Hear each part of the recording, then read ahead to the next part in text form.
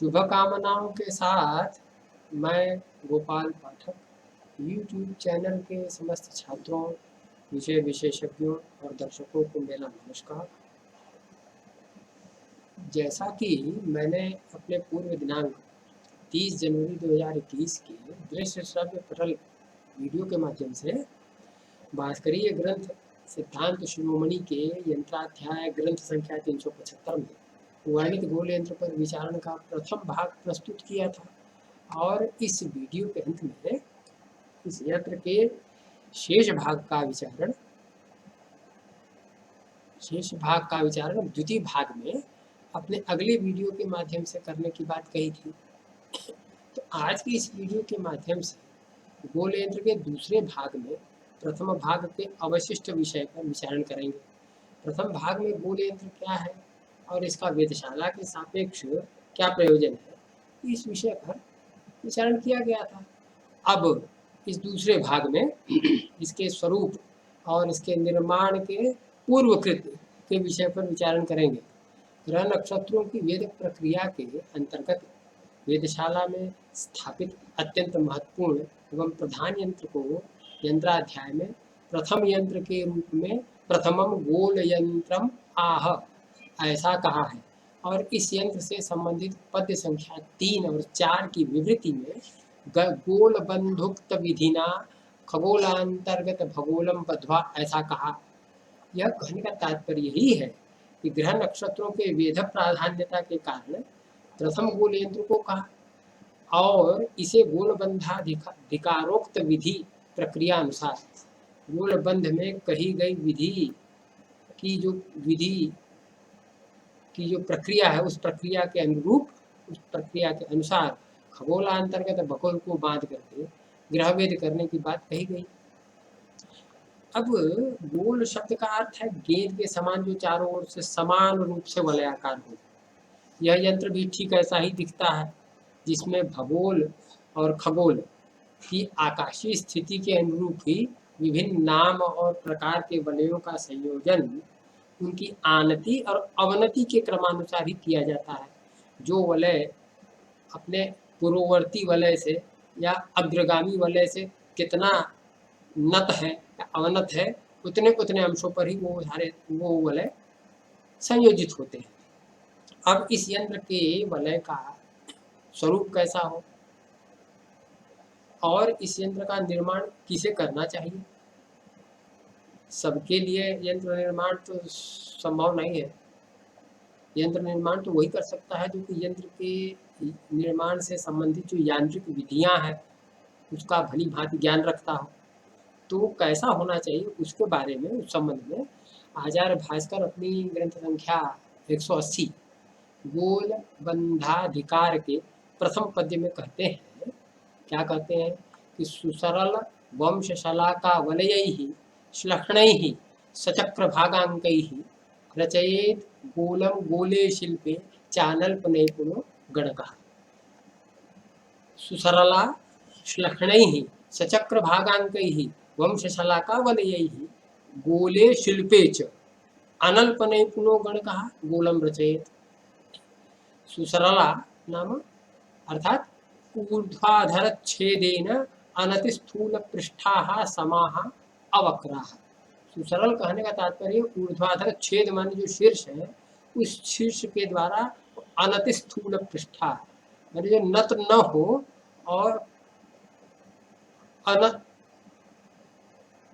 अनति स्थूल पृष्ठा माने बहुत अत्यधिक स्थूल पृष्ठ वाली न हो, न अतिस्थूल पृष्ठा, इसका अर्थ है अनतिस्थूल पृष्ठा न अतिस्थूल पृष्ठा माने जो अत्यधिक स्थूल पृष्ठ न हो। जितना शीर्ष भाग की मोटाई है, जितना तल भाग की मोटाई है शलाका की, उतनी ही मोटाई उसके मध्यवर्ती भाग में भी समान रूप से हो, सम हो, कहने का मतलब अवक्रा टेढ़ी मेढ़ी न हो। श्लक्ष्ण ही नाम स्निग्ध चिकनी हो। सचक्र भागांक ही चक्र भागों के अंगन के सहित हो, उस शलाका पर एक चक्र के भाग जितने भी एक चक्र में भाग होते हैं उतने सारे भाग उसमें अंकित हो।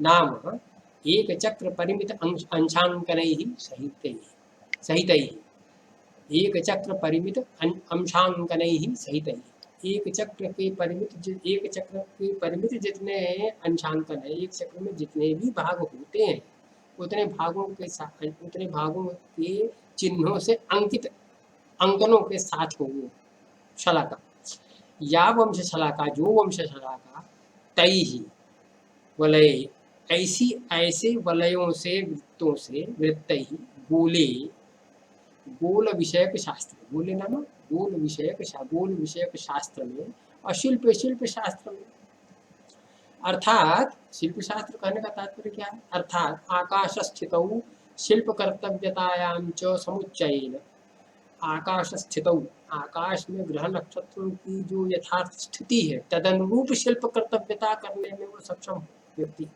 समुच्चयन मैंने गोल विषयक शास्त्र के साथ साथ आकाश विषयक शिल्प कर्तव्यता में भी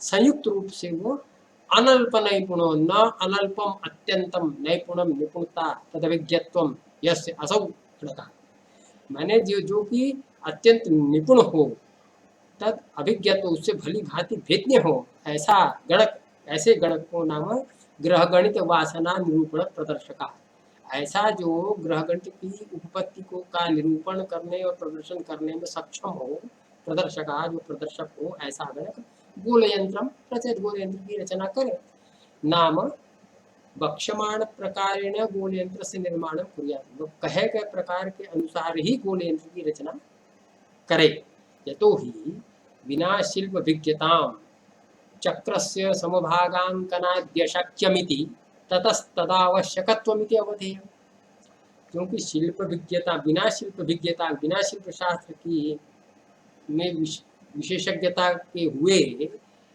चक्र का समभागांकन आदि में वो अशक्य हो जाएगा उसके द्वारा शक्य नहीं हो पाएगा और इसलिए तद आवश्यकमिति इसलिए यह आवश्यक है कि वो शिल्प शास्त्र का भी ज्ञाता हो गोलीय शास्त्र के साथ साथ शिल्प शास्त्र का भी ज्ञाता होना उसका अनिवार्य है ऐसा अवधेय मैंने अवधारण करें जाने दृष्टान्त रूप तद्गोले ग्रहगणित पदार्थ स्वरूपावगमे भी तत्संख्या ज्ञानम न स्यात् दृष्टांत रूप इस गोल में ग्रहगणित के पदार्थों का स्वरूप का अवगमन होने पर भी उनके संख्याओं का ज्ञान नहीं होगा इसलिए कहा सचक्र भाग इसलिए उस प्रत्येक वलय को चक्र भागों से अंकित करने के लिए कहा चक्रम नाम द्वादश राशियां चक्र शब्द का अर्थ है 12 राशियां 12 राशियों का एक चक्र होता है एक चक्र में एक माने परिमाप की जो गणना परिमाप है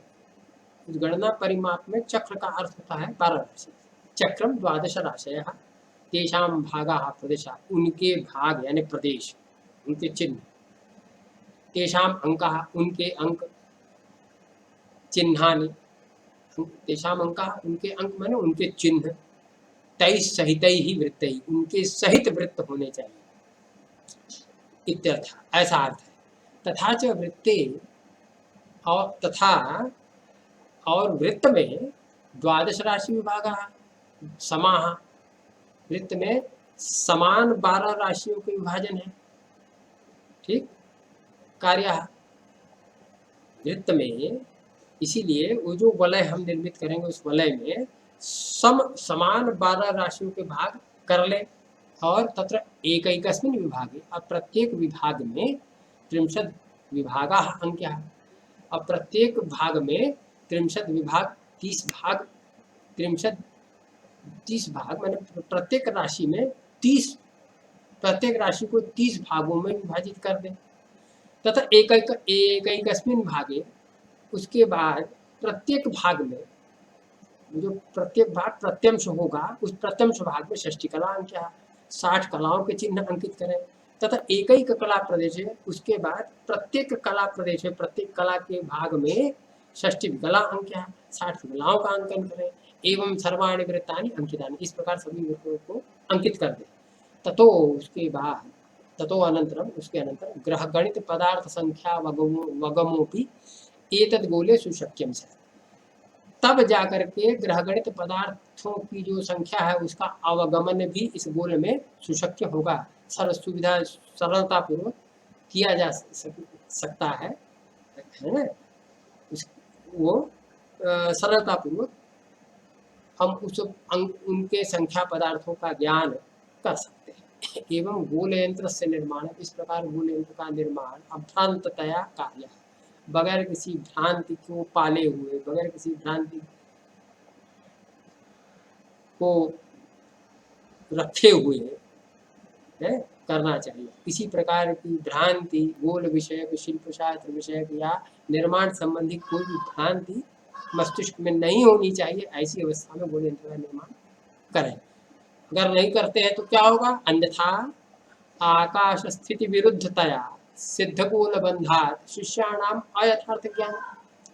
अन्यथा इसके विपरीत यदि हम भ्रांतिपूर्ण स्थिति में अगर है और गोल यंत्र बना रहे हैं तो ऐसी स्थिति में आकाश स्थिति विरुद्धतया, आकाशीय स्थितियों के परिस्थितियों के विरुद्धतया सिद्ध किए हुए गोल बंध से शिष्यों में अयथार्थ ज्ञान होगा, प्राप्त होगा। तथा च शिष्यों को अयथार्थ ज्ञान होगा, मतलब यथार्थ ज्ञान नहीं हो पाएगा। और तथा अशुद्ध अयथार्थ प्रत्यक्षादि परिणामोपलब्धि स्यात्। अशुद्ध अयथार्थ प्रत्यक्षादि परिणामोपलब्धि स्यात्, और तथा अशुद्ध अयथार्थ प्रत्यक्षादि परिणाम की उपलब्धि भी होने लगेगी। इसलिए एतदर्थमा, इसलिए ऐसा कहा कि अनल्प निपुणो गणकः, गणक जो है वो अत्यंत निपुण होना चाहिए, अन्यून निपुणता उसमें नहीं होनी चाहिए। कहने का तात्पर्य यह है कि भली भांति सीधी एवं सरल चिकनी बांस की शलाकाओं से निर्मित वलयों के द्वारा ऐसे गणक अर्थात ग्रह गणित के विशेषज्ञ गोल यंत्र की रचना करें जो गोलीय गणित शास्त्र के साथ साथ उससे संबंधित शिल्प शास्त्र में भी अत्यंत निपुण हो, दक्ष हो। कहने का मूल भाव इसका है। यहाँ पर गोलीय गणित शास्त्र इत्यादि ऐसा कहने का तात्पर्य यह है कि वह व्यक्ति जो खगोल और भूगोल की स्वरूप संरचना और उससे संबंधित गणितीय पदार्थों से भली भांति अवगत हो और आकाशीय स्थिति के अनुरूप ही तादृश शिल्प कर्तव्यता का संपादन करने में दक्ष हो। इस गोल यंत्र में दो भाग है। ये तो बातें हो गई कि गणक कैसे व्यक्ति को यंत्र रचना करनी चाहिए और किस पदार्थ विशेष से गोल यंत्र का निर्माण किया जाना चाहिए। ये इतनी ही बातें भास्कराचार्य ने अपने प्रथम गोल बंधाधिकार के प्रथम पद में बतलाई, जिसकी ये विवृत्ति थी। अब इस गोल यंत्र में दो भाग है। पहला भाग खगोल है जो कि स्थिर होता है, तथा दूसरा भाग भगोल है जो कि यंत्र में चल होता है। तो खगोल में कितने वृत्त होंगे और भगोल में कितने वृत्त होंगे, इसको अब आप देखिए। खगोल में पूर्वापर वलय या मित्र वलय, दो विदिशा वलय माने विदिशाओं से होकर जाने वाला वृत्त है ना। ईशान, आग्नेय, नैऋत्य और वायव्य, ये जो विदिशाएं हैं, इन विदिशाओं में से होकर जाने वाला वृत्त, ये दो वृत्त होंगे। क्षितिज वलय, उन्मंडल वलय और विषुव वलय तथा दृग वलय संज्ञक एक चल वलय के साथ कुल 8 वलय होते हैं। खगोल में कुल 8 वलय होते हैं। उन 8 वलयों के ये नाम थे। इसी प्रकार भगोल में क्षितिज याम्योत्तर वलय के सदृश ही दो आधार वलय, विषुव वलय, क्रांति वलय मतलब प्रतीयमान सूर्य की परिक्रामी कक्षा या परिक्रमण कक्षा, और 6 अहोरात्र वृत्त, अहोरात्र का निर्माण करने वाले वलय, तथा 6 विमंडल, चंद्रादि ग्रहों की परिक्रामी कक्षाएं, एवं कदम्ब प्रोत वेद वलय। क्रांति वलय का पृष्ठीय केंद्र ध्रुव बिंदु, दक्षिणोत्तर ध्रुव बिंदु को कदम्ब बिंदु कहते हैं, कदम्ब तारा कहते हैं। तो उस कदम्ब तारा से होकर जाने वाला एक वलय जिसका नाम है वेद वलय। तो कदम्ब प्रोत वेद वलय सहित कदम्ब प्रोतीय वेध वलय सहित कुल 16 वलय होते हैं। इस प्रकार संपूर्ण गोल यंत्र में कुल 24 वलय होते हैं। इन्हीं 24 वलयों से इस गोल यंत्र का निर्माण किया जाता है। इस प्रकार चल भगोल को ध्रुव यष्टि पर दृढ़ रूप से बांधकर यष्टि को स्थिर गोल खगोल के दोनों ध्रुवों पर स्थित लघु नलिका में प्रक्षिप्त करके भगोल का भ्रमण दर्शाते हैं। इस गोल यंत्र में 2 वलय ऐसे होते हैं जो कि मापनी का काम करते हैं, माने वो मापन क्रिया करते हैं।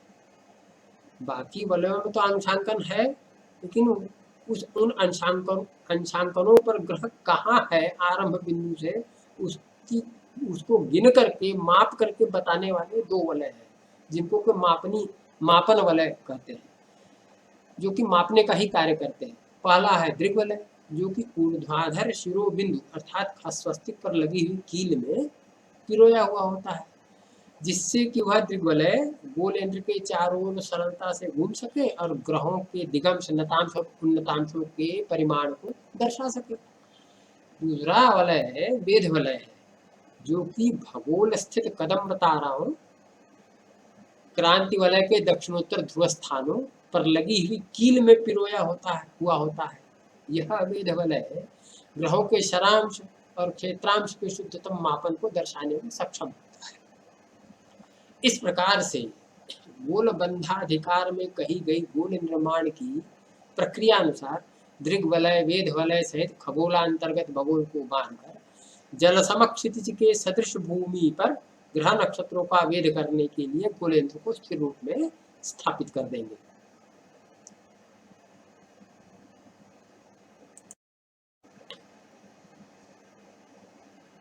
गोल यंत्र में लगने वाली शलाका कैसी होनी चाहिए और उसमें क्या गुण होना चाहिए, इस संबंध में भास्कराचार्य गोल बंधाधिकार में के प्रथम पद में वो बता रहे हैं कि सरल होनी चाहिए, श्लक्षण होनी चाहिए और सचक्र भागांकित होनी चाहिए। अब वर्तमान काल में तो तकनीकी विकास पर्याप्त रूप से हुआ है, तो और हो भी रहा है, तो काफ़ी कुछ हो चुका है। तो ऐसे में बांस की शलाका बनाना थोड़ा समय साध्य और श्रम साध्य भी है। मार्केट में आजकल फाइबर की शलाकाएं भी मिलती है और स्ट्रिप्स भी मिलती है, उससे भी हम गोल यंत्र बना सकते हैं। जैसा कि आपको हम यहाँ भास्कराचार्य के द्वारा बताए गए गुणों जैसी ही गुणों वाली फाइबर की शलाका आपको दिखाते हैं। जैसे कि यह है, यह फाइबर की शलाका है, स्निग्ध भी है, सरल भी है, सीधी भी है और चिकनी भी है। इसको न तो सरल करना है न चिकना करना है, और इस पर 360 अंश अंकित करने हैं। तो 360 अंश अंकित करने के लिए हम 360 अंश के बराबर के भाग कर लें। 1 फुट में 12 इंच होते हैं और प्रत्येक इंच में 10 भाग होते हैं, यानी इस तरह 120 भाग हुए। 3 फुट में 360 भाग हो जाएंगे। उससे कुछ बड़ी शलाका हम लेंगे, 2-2 इंच, माने 3 फुट 4 इंच, 5 इंच, 3.5 फुट की शलाका लेंगे। तो ये हमारे पास ये शलाका का ये एक शीर्ष है और उसके बाद शलाका का ये दूसरा शीर्ष ये है। ये पूरी 3.5 फीट की शलाका हमने ली हुई है। अब इस पर हम स्केल रख के और स्केल में जितने विभाग हैं उतने विभाग इस पर लगा देंगे तो 360 अंश के बराबर वो हो जाएंगे। जैसा कि ये स्केल है, यह स्केल है, इस स्केल के प्रत्येक इंच में 10 भाग हमको मिल जाएंगे। और इस पर इस तरह स्केल रख करके और प्रत्येक भाग पर इसका एक पॉइंटर आता है निशान लगाने का, कुछ पॉइंटर से निशान लगा देंगे। पूरे 360 निशान लगाने के बाद अब इस शलाका को के दोनों सिरों को इस प्रकार मोड़ करके इस प्रकार से मोड़ेंगे और ये ध्यान रखेंगे छूटे नहीं, बहुत तेज चोट भी लगेगी। तो इसको यहाँ पर इस प्रकार किसी तार इत्यादि से हम बांध सकते हैं। जैसे कि ये तार है, हमने ये तार लिया, इस तार से इसको लपेट दिया।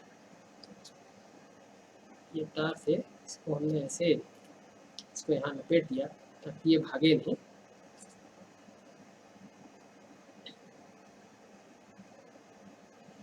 ये पहले तो इसको इस तरह लपेटेंगे ताकि ये अच्छी तरह वृत्ताकार हो जाए, और बाद में इसको हम इस तरह से विपरीत दिशा से इसको ले आएंगे ताकि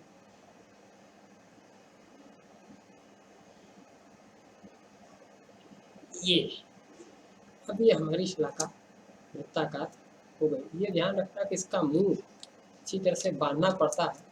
इस तरह हम ये इसको वृत्ताकार शलाका वृत्त वलय, यह वलय हमने ये वलय हमने बनाया। इस तरह से हम वलय बना लेंगे और 24 वलय इस प्रकार हम बनाएंगे इस शलाका से। तो ये तो नवीनतम प्रकार है गोल यंत्र बनाने के लिए शलाका और शलाका को बांधने का और उस पर चक्र भागांकन करने का प्रकार हमने सामान्य रूप से आप लोगों को बतलाया है। आगे जब गोल यंत्र के निर्माण के संबंध में बात करेंगे तो हम ऐसी ही शलाका कैसे बनाएंगे, कैसे विभाजन करेंगे, कैसे उसको बांधा जाएगा इत्यादि का प्रकार भी हम इसी दृश्य श्रव्य पटल माध्यम से आप लोगों को दिखाएंगे और बताएंगे।